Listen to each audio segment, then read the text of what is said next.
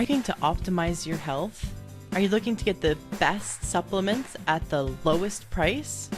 For high quality supplements and to talk to someone about what supplements are best for you, go to takeyoursupplements.com and one of our fantastic True Health coaches will help you pick out the right supplements for you that are the highest quality and the best price.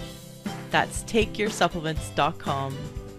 takeyoursupplements.com. That's takeyoursupplements.com. Be sure to ask about free shipping and our awesome referral program.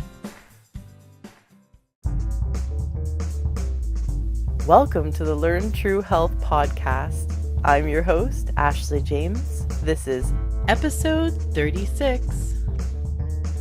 If you aren't breathing correctly, no other function in your body can be optimal. If you don't have optimal oxygenation in your blood, every other system suffers. Dr. Heidi Samani is back on the show today to inspire us. Oh, I love the words. Thank you. Yes. Today we're going to talk about something that's free, and that aids your health. And by doing some simple techniques that she's going to teach us today, it'll increase your health. And it's free. So it's great to be here today with you, Dr. Heidi Samani. We're going to learn some great things that will inspire and breathe life and in energy into our being. Very true. So I love that you chose the word inspiring, because to inspire is to breathe. And today I want to talk about the art and practice of breathing. And it's something that, although we do it subconsciously, daily, all day, every minute of our life, many people don't take time in their day to consider their breathing practice. Now, the very first thing we do on our own as independent beings outside of the womb is take a breath. And the very last measure, often referred to in books, is the last breath. When a person passes from this existence into whatever comes next, we talk about their last breath. They took their last breath. With their dying breath, they said. So the breath is a very important measure of our life. Right. We can go 3 days without drinking water. We can go like weeks or months without eating food. Try going 60 seconds without breathing. Right. Or like try going 3 minutes without breathing. Right. And in medical terms, we learned that brain death, so loss of function of your most vital organ, occurs after 8 minutes without oxygen. Really? So minor levels of cell death, minor levels of it happen before then, but at 8 minutes, your brain starts to fail. We lose function. So you can go many months, up to 3 months without food and live off your own fat stores and your own muscles, your own bones. And you can go days without drinking fresh water. You can go 3 days without any water at all. And if you're willing to drink your urine, you might make it another day or two past that. But anybody who chooses not to breathe for more than 8 minutes dies in some way. Right. So it's very important. So yes. I want to live. Yes. So if you're interested in living, I recommend learning how to breathe correctly. Oh.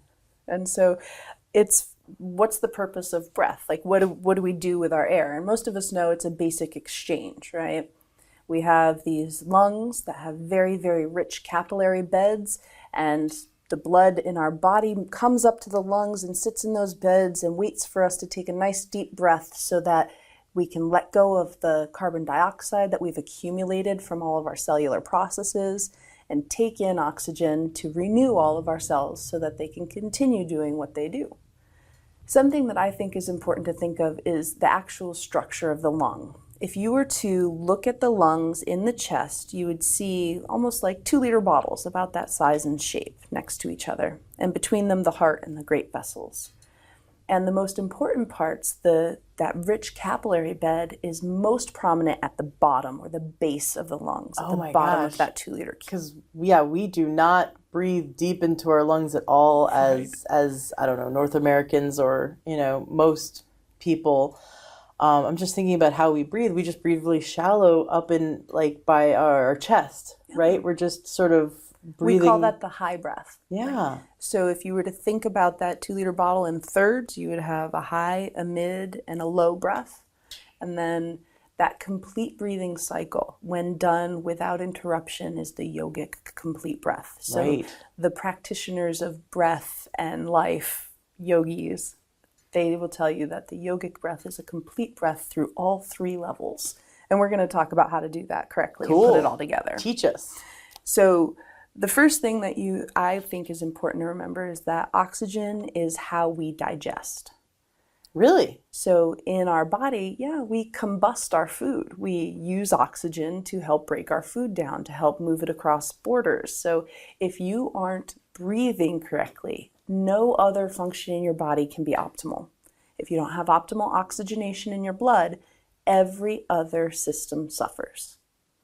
That's just the whole story. So we need to get our body the oxygen it needs. It's one of the most important things we monitor is oxygen saturation when we're testing somebody to find out how healthy they are.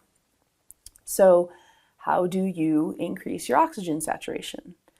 Well, the first thing to think about is how do we get oxygen in? We say, okay, we breathe, we inspire. But through what mechanic device do you breathe? As an insult, commonly hurled around, you hear the term mouth breather.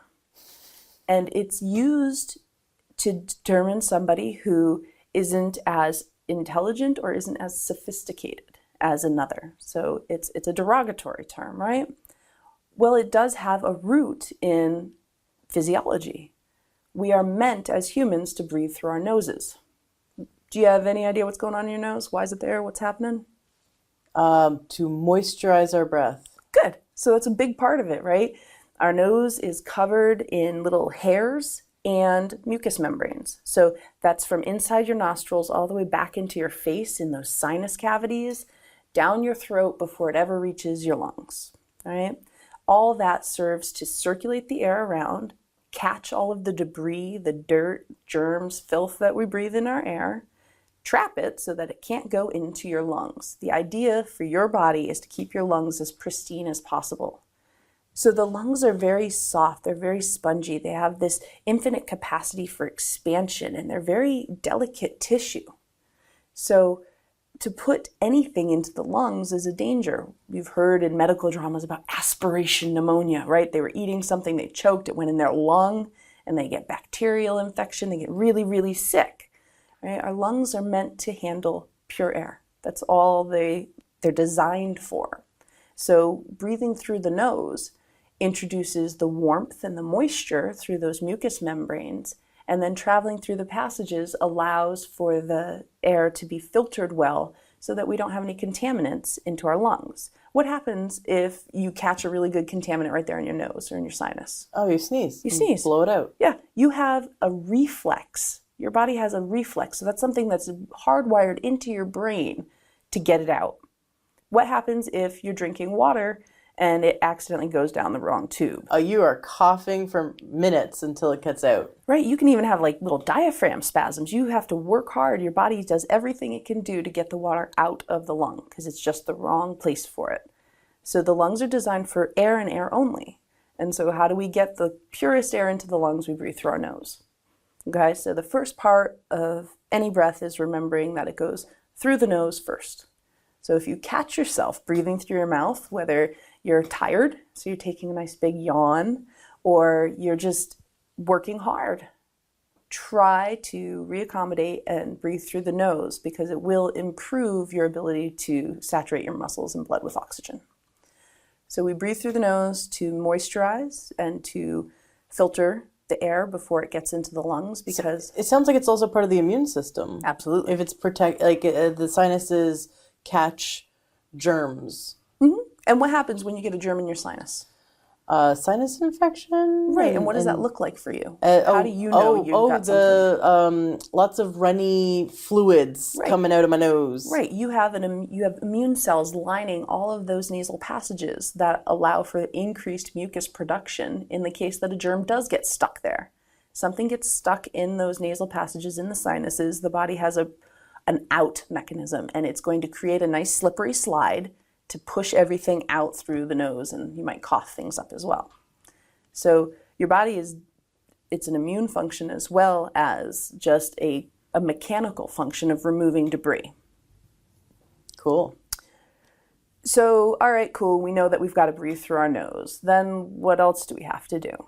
Well, there's like 3 steps in the breath, but remember, in the long run, in that final picture, we want it to be one fluid motion. So that breathing is an endless cycle. It's not something that has hitches and it's giddy up. It's all one thing. Before we do any breath work, the most important thing to do is take a look. Just observe your own breathing pattern. So if you were to just sit comfortably, put your feet on the floor, and breathe, how do you breathe? Notice the length of your inhale. Do you pause at the beginning of your breath? Do you pause in the middle? Do you pause before you exhale? Is there any place in your breath where there's a pause or a hitch? Do you find yourself sighing deeply, blowing air out forcefully? Do you breathe in and layers of breath? So notice your own natural rhythm and get a feel for that before you alter it in any way, so you know kind of where your baseline is. And now if we're talking about an ideal breath, we can add a timing quality to it. To start, we're going to sit or stand fully erect. And what that means is your ears are over your shoulders, are over your hips. And in that way, you know that you're standing with your chest cavity open. We're going to breathe through the nostrils, and you inhale steadily. To do the lower breath, you might activate your diaphragm. What's our diaphragm do? It's the muscle, sort of like right around the stomach, right around what's that bone called? Xiphoid. So it's like there's the sternum. Yep, your right? breastbone. Breastbone, and then at the bottom of the breastbone's that little pointy thing. Yep. And then that's where the diaphragm is. Yes, and so the diaphragm is this nice long sheet of muscle that inserts on the sides of your rib cage. And when it contracts, when it flexes, it creates a vacuum suction that allows the lungs to expand. So when we flex our diaphragm, we're actually pushing it down towards the abdomen, which means we are going to push our stomachs out a little bit. And women hate doing that. I know. So when I have people try this exercise, and when we put it together in a minute, I'm going to have you put your hand on your chest and on your belly so that you can physically see the movement, because it's helpful. But ladies and gentlemen who are weight conscious, you're going to have to stick your belly out a little bit. And that's the purpose of your diaphragm, is to actually push down, open the lungs, but also to help with the digestive processes as well. Ooh. So by breathing deeply, you're also encouraging your body's motility for digestion. So we're going to use our abdomen, we're going to use our diaphragm, and we're going to push our abdomen forward just a little bit to allow those lower bases of the lungs to fully expand. The middle breath is in the middle region, where you're going to push out your lower ribs, your sternum or breastbone, and open the chest.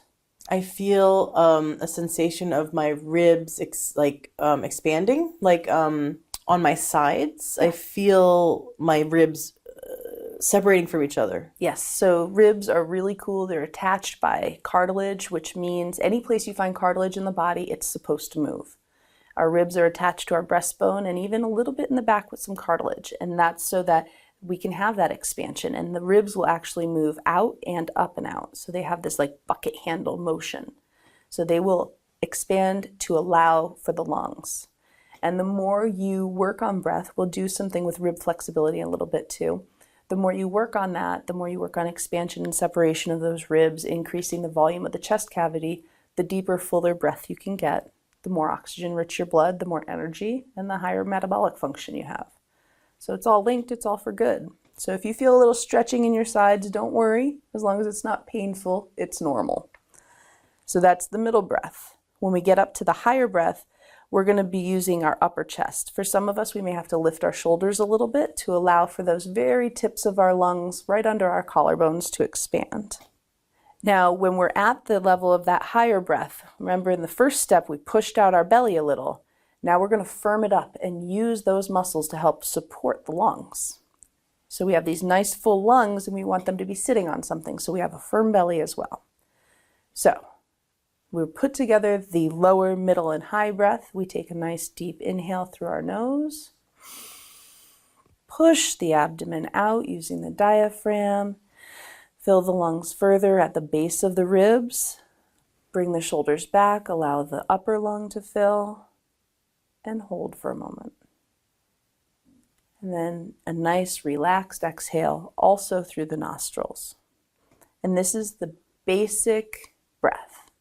We inhale steadily, beginning at the base of the lungs, flowing upward to the top of the lungs at the collarbones and shoulders. We hold the breath, and then we release the breath. Depending on which tradition you follow, you can do these to certain beats. When I started learning, I did everything on an 8 count. So my favorite version of learning to breathe is a walking, breathing meditation. Because if you tell me to sit still for too long and just focus on my breath, I'm going to think about my grocery list, and I'm going to think about all the things I have to do, and I have trouble focusing. But for me, when I pair it with walking, it's the perfect breathing exercise for me. And so the way to do the walking breathing meditation is you time it for an 8-step. Every step is a count. And so for the first 1, 2, 3, 4, 5, 6, 7, 8, I'm breathing in and I hold. 2, 3, 4, 5, 6, 7, 8. Exhale. 1, 2, 3, 4, 5, 6, 7, 8. That takes a lot of concentration. It really does. And that's why for me, the walking with it, it's a good focus with the whole body. And the other thing is, when you're learning this breath, that 8 count hold in the middle might be a lot. It might not be your natural rhythm. So after that exercise of inhaling for 8 in all 3 points of the lungs, and then holding it for 8, and then releasing for 8, I noticed a warmth on my sides. Like tension I didn't realize was in between my ribs had melted away. I feel like my ribs are lighter. Very cool. Yeah.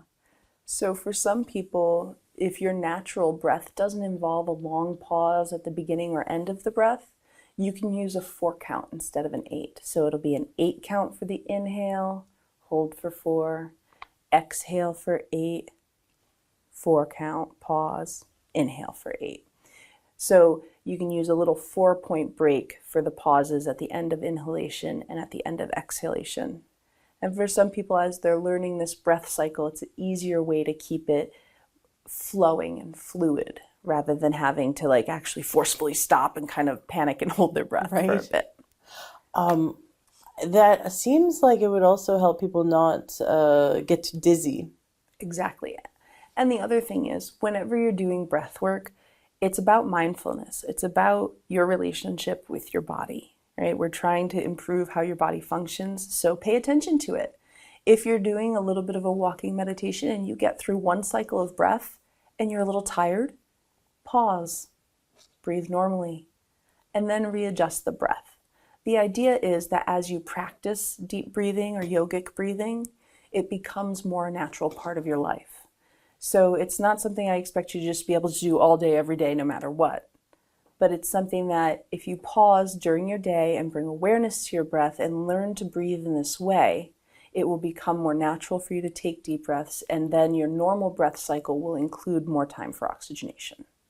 So we're trying to alter the long course, but know that the short courses have pauses in them. And so if you feel like I've 2 cycles and I need a break, that's fine. You go with what your body can do.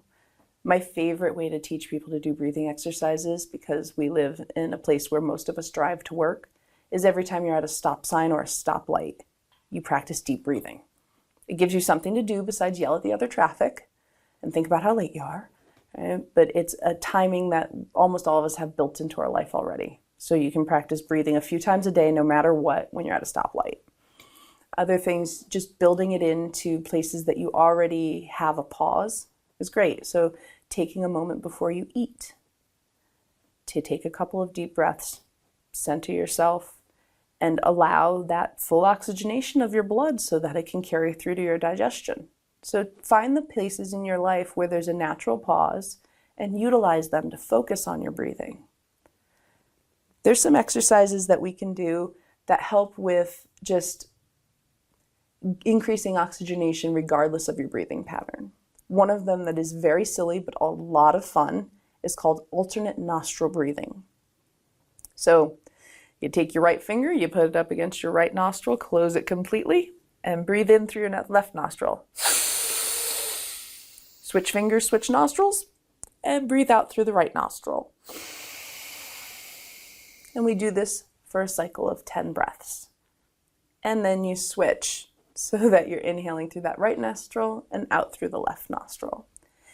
So what we notice when we observe the alternate nostril breathing is that circular pattern then follows through in the breathing pattern, and we get a more smooth breath. But it also changes your brain's awareness because, as you know, our brain is very left-sided, right-sided.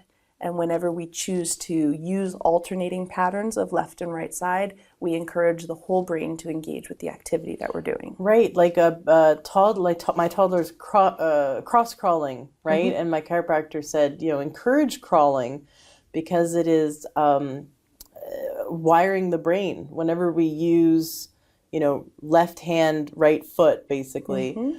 So that's really cool. We used to do that before so I had a very tough anatomy professor in medical school, Dr. Thomas. Thank you for all your hard work. And a group of students would get together in the aisleway before exams, and we would do these little exercises where we're standing up and touching right elbow to left knee and left elbow to right knee, and alternating body patterns to help invigorate the brain, wake it up, and get it ready for this massive amount of material that we'd be tested on that required full functioning. So it's a great life skill to remember to use both sides of your body to get both sides of your brain active. But in breathing, it's really interesting. And I think most people will enjoy the activity if you do it for the full 10 cycles. And then the other side, you find that it changes just your awareness of what your air feels like moving through your sinuses and into your lungs. And you can kind of pay attention to that physical sensation, which is something we don't do very often. So this is really getting back into our bodies, getting grounded back into our bodies as well. Yeah, we talk about life force, and people have different names for it, if it's spirit or chi or prana. But the one thing that almost all languages communicate is the breath of life. Regardless of the spiritual quality of it, there's an acknowledgement that to breathe is to live. To breathe fully is to live fully. And so if we can learn to take these nice, deep, full breaths, we can teach ourselves to engage more fully with our experience. When I was studying Qigong, I was learning about breath as well. And really, the teacher had some interesting story. He said, when you're a baby, look at how babies breathe. And now having had a baby, they do a full belly breath. They, have no shame about it. They're sticking their belly out. And at some point, their child is punished. Maybe it's 1 or 2 or 3, but the parent yells at the child, "Oh, you spilled the milk," whatever. The parent yells at the child, "Oh, don't do that." And what's the first thing you do when you're yelled at, right? And I remember after learning this, I remember catching myself in times where if I was being scolded by someone, I found myself holding my breath. I found myself only breathing in my high chest, not clenching my abdomen so that I didn't use my diaphragm, and to take a full breath in that moment when there was conflict, I felt was like being vulnerable. Mm-hmm. And so he talked about how emotionally we will hold only our breath in the upper portion, so like our collarbone, only raising our collarbone to breathe, and not do diaphragmatic breathing, so not bringing oxygen fully down into the lower lung, because of holding on to emotional trauma and as a sense of protection. In the book, The Science of Breathing, they talk about how inspiration is your acceptance and experience of the world, and expiration is putting yourself out into the world. And so that makes perfect sense with what you say, that in times of fear, we hold on to ourselves more tightly. We're less free with what we give of ourselves to the world. Right. So I can see that introverts would particularly have a hard time, like, or people, I mean, anyway, in this day and age, even extroverts can have socially awkward situations, but when you're putting yourself out there in a crowd or group of people, I don't see us all doing full deep belly breaths, letting our bellies out. We're not, we're holding ourselves, right? And so we were taught, and through also observation of our parents and our the people around us, we're taught how to act, and part of that is how to breathe. So we're not taught how to do healthy breathing. We're taught quiet breathing. Yes. And breath can be quiet and done well, but often when you're learning the art and practice of breathing, it's a noisy function. You're learning how to get a deep inhale, and maybe you got to blow your nose, maybe you got some rattling in there. It's all normal. It's fine to experience your breath as something with sound, because sound is an integral part of our being. Another thing, when we talk about breathing, we didn't talk about the nervous system. And so as much as the nervous system regulates our breathing from the brainstem, our breathing has an impact on our nervous system. We have a very large nerve running down the center of our chest on both sides of our great vessels called the vagus nerve. And the vagus nerve is responsible for calming things down. When we press on it, or when we turn it on or stimulate it, it causes the body to take deeper breaths. It causes our blood pressure to go down. It causes our heart rate to go down. So maybe you've heard the term vasovagal. Somebody vasovagal. What happens, you hear about it, like, my father's going to be so upset with me for mentioning this, but Elvis is known to have died in his bathroom. Many people pass out while straining at stool. And so when you're pushing down to try to produce a bowel movement, you lock down on that vagus nerve, you increase the pressure in your chest, you overstimulate it, it lowers your blood pressure, and you pass out. That's what happened to my husband a few years ago. And that having gone to the bathroom, standing up too fast at the same time, so it's like double whammy because he's 6'7", ended up fainting and like hitting his head on the side of the couch. That was the experience, was that his blood pressure just went through the floor. Yep. And that's when we first learned about the vasovagal. Yeah, and so when I was a paramedic, that was a technique we would use when somebody had too rapid a heart rate. We'd say, bear down and pretend like you're trying to poop. And by increasing that pressure in the chest cavity, increasing the pressure on the vagus nerve, we could lower the heart rate. Cool. Yeah, so taking a deep breath when you're nervous or upset really will help lower your heart rate, will really help get your body back into resonance. Why do people breathe in a paper bag when they're having a panic attack? Because when you're having a panic attack, you tend towards hyperventilation or the mechanical breathing too fast. That doesn't allow enough time for exchange. So we try to overpower that with the brain signal of chemistry. So when we make you breathe in and out of a bag, you're breathing back in some carbon dioxide, which is helping your body to re-achieve the regulation. Also, it's loud and it brings your awareness to your breath. So it's got a little psychological trick too. Cool. Yeah. And what about yawning? So when somebody does not fully breathe completely regularly, there will come times where they need to get oxygen into those lower portions of their lungs. So the body's forcing them to take a deep breath. And some people yawn when they're nervous. Really? Yeah. If you notice, a lot of animals will do it. So dogs and cats in the car, they get nervous, they yawn.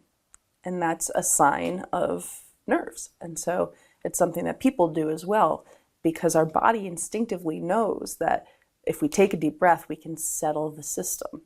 So it's your body working in cohort with you. It's trying. It's giving you all the signals to just settle and breathe. And whatever comes your way, you'll be able to handle better because your brain will have the oxygen so you can think faster, and your body will be able to manage its stress better.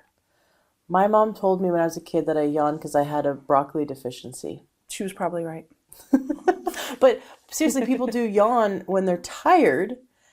And so what you said makes so much sense, because when we're tired, we're probably putting less and less effort into our breath.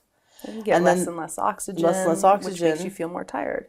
One of the things that people on, so my husband is in the Navy, he works on a submarine. So he'll be under the ocean for months at a time, and they have to scrub the air. They have to use chemicals to scrub the air to get more oxygen into the boat. But a submarine is always has a lower concentration of oxygen than normal atmospheric air.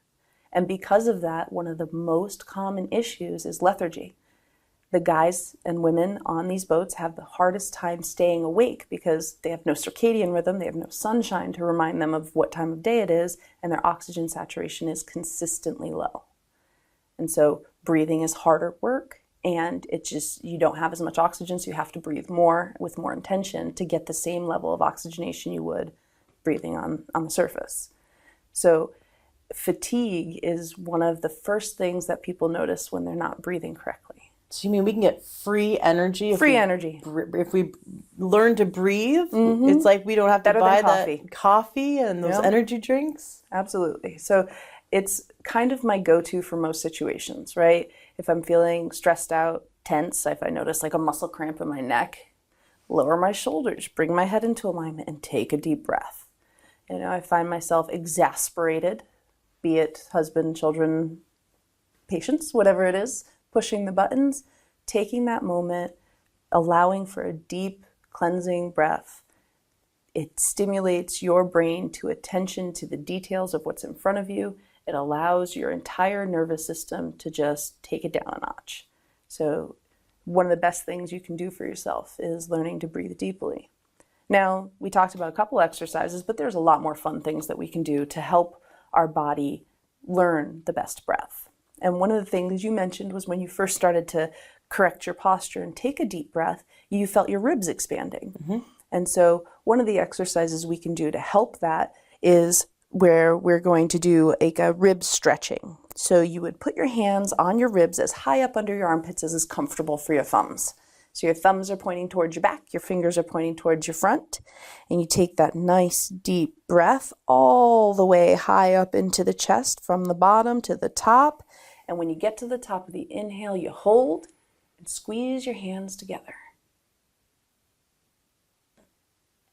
And gently exhale. And doing that a few times will help with the expansion of your rib cage. So you do that, when you're bored, you want to try something new for breathing, you do some nostril breathing, you can do some rib stretching exercise. For somebody who's a little more active, you can try the walking meditation with breathing. I really like that one. One of my favorite breaths is called the cleansing breath. And it's kind of ridiculous. So this is one you'll probably want to practice at first at home.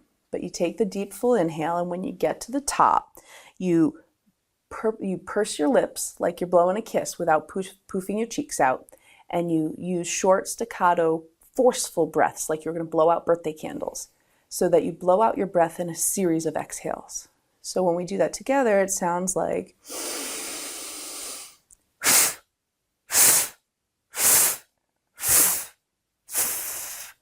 you got to try to get all the air out of your lungs. And when you do that, followed by a full inhale, you've now traded out some of the residual air in your lungs. So your lungs, so that they don't deflate, they always keep a little bit of air hanging around. And sometimes that air doesn't get exchanged because it's staying in the same position. So when we force the air out like that, we squeeze the lung tissue down a little, we increase the pressure in our chest, we forcibly exchange that air for some fresh air. So that's another good one to do when you feel tired, called the cleansing breath. Practice it at the end of any breathing cycle you do. So if you do the walking meditation, or you're just practicing at your car, you've hit your stoplight and you get 2 deep breaths in and the light changes, make your last breath a cleansing breath. And just helps to reset the system, keep you clear, and encourage you to continue with your deep breathing. I never thought that there would be stale air kind of sitting in pockets of the lungs.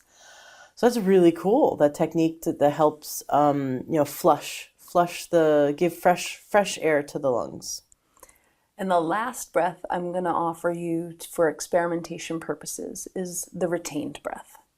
So We talked about how some folks, as they're learning the complete breath cycle, may need to take a shorter pause at the top of the inhale and at the bottom of the exhale, because that 8 count is just too much. As you practice, that 8 count is going to become your natural mode of breathing. It's going to be like the tide, where it's just a very regular rate and rhythm. And the way you can help yourself learn that is when you get to the top of that breath. So we start at the bottom, we expand the diaphragm, relax the belly, bring the air up through the ribs all the way to the clavicles, and then hold the breath. Hold the breath. Continue holding the breath. And when you've held it for as long as you're comfortable, you vigorously exhale through your mouth. Yeah. If you choose to, you can use this in combination with some of the other breath tricks that we've done. So I like to use it when I'm doing the rib stretching. I get that nice full breath and I allow myself to hold and then compress the ribs, and then and it feels like when you let all the air out of a balloon, it just feels like a release. And that way, when you get back into the breath cycle, it feels full and round again, more like a flow instead of a jagged catch-up of. Right, right. So speaking of that jagged breathing, Judith Kravitz, I believe is her name, created a type of therapy, and it's breath. That's it. And if you go to see a practitioner who's trained with her, you lie on, an energy table or a massage table, and they do is bring your attention to your breath. So they might hold your ribs, they might hold your by your diaphragm, and all they do is teach you how to breathe, and then they have you just breathe for like half an hour. And a lot of times what happens is people break down and start crying, because we are holding on, our body is holding on to the muscle memory of traumatic experiences. I mean, maybe, your boyfriend broke up with you when you were 16, and that's stuck somewhere in your ribs. Or that first time somebody yelled at you and you went, Yeah. And so this full breathing releases the muscle memory, releases the stuckness, and it allows you to process and release these emotions that you didn't even know you were holding on to. Yeah, let your experience back out into the world. Yeah. I'm glad you brought that up, because at the beginning I mentioned we would do a little exercise with our hands to help us be sure we were doing this correctly. And so the way to do it is to place one hand over your chest and one hand on your belly. And then as you take the breath, you want to see your bottom hand come out away from your body first, followed by the top hand. And then on exhale, you want to see the top hand come down and then the bottom hand come back into neutral position. And so standing in front of a mirror is a great way, especially for the body conscious. If you are afraid of letting your belly go and pushing your gut out, then this is a good thing for you to try. Put the hand on the belly, hand on the chest, stand in front of your mirror, do it sideways if you have to really see the motion. And you should see this sort of rocking rhythm that occurs as you get into the deep breathing cycle. And that visualization is often enough to bring the awareness to let somebody really achieve that full breath, if you aren't someplace where you can have a practitioner helping you with it. That's awesome. Yeah, totally. One last thing. When we breathed, we talked about the importance of bringing in oxygen, releasing the carbon. But there's something that I've learned from naturopaths, and that is emunctory. And that is that one of the systems of the body of getting rid of toxins. So the idea that what we're exhaling isn't just carbon, that we're actually exhaling byproducts of enzymatic processes. We're exhaling toxins. Yes. Can you speak to that? I mean, really, you kind of said most of it. The idea is just that carbon dioxide isn't the only byproduct of cellular metabolism, and that through respiration, we also lose some water vapor, and dissolved in that water vapor are other toxins as well. So another important thing to remember, as important as breathing, is hydration, because through our breathing process, especially as we're practicing these deep breathing exercises, we lose more water than is typical. And staying hydrated is, of course, very important. Yeah. Well, because I know that if someone is detoxing, their breath, not from their oral breath, but like the air coming out of their lungs can smell bad. Yeah, we don't even have to talk about just the detox is a great example, but most people may not be familiar with that. But they may have heard about how when somebody's in a diabetic crisis, their breath will smell fruity. And that's not because they're chewing gum or they have sugar in their mouth. It's because dissolved in that water that's coming out with their air is the byproducts of cellular metabolism. So the body is trying to balance its acid and base regulation, its blood sugar, through the breath. And alcohol. I mean, when they do the breathalyzer, your body, we know, okay, the liver handles alcohol, but even our lungs are helping the body, because alcohol is a poison, right? Yes. It's a toxin and the body's trying to get rid of it. Yes. And the body's getting rid of it through our breathing, through our lungs. Every mean possible. So you'll notice some people sweat their alcohol out. You can smell it on them for a day afterwards. Some people with very boozy breath, you'll notice it mostly happening in their lungs. And then some people, you never notice it, but then you notice the liver function later in life, where they have the paler skin, the broken blood vessels over the nose, the other things that happen with alcohol metabolism. But people who are just wanting to be healthier in general and get rid of toxins out of their body, doing the full deep breaths, is that increasing the body's ability to get rid of toxins? Absolutely. And the other thing it's doing is stimulating not just the detoxifying power of the breath, but also of the bowels. Because, like I mentioned, using the full breath and extending the diaphragm down into the abdomen stimulates the peristalsis and helps to compact the large and small intestine so that it can be more active. And so you actually are getting rid of toxins through your poop and your urine as well. So nice. Deep breathing encourages all of your forms of detoxification. Yeah. And then deep breath, doesn't that also stimulate the lymph system to flow as well? Yeah, anything that you do that involves the musculature in your body, so walking, moving your arms, aerobic activity, all of that will stimulate your lymphatic system, which is responsible for carrying the fluid that falls outside of the blood vessels back to the heart. And so we have a whole separate system for that. That's often where a lot of immune function happens, which is why we get swollen lymph nodes when we're sick, because they're very active in our immune system. So when you are active and moving your body, you're stimulating the muscles. And as the muscles pump, they help the lymph travel back towards the heart. But the main lymph vessel runs on the right side of your body, just next to the major blood vessels, and is fed by the lymph draining in through two little ports near your clavicles.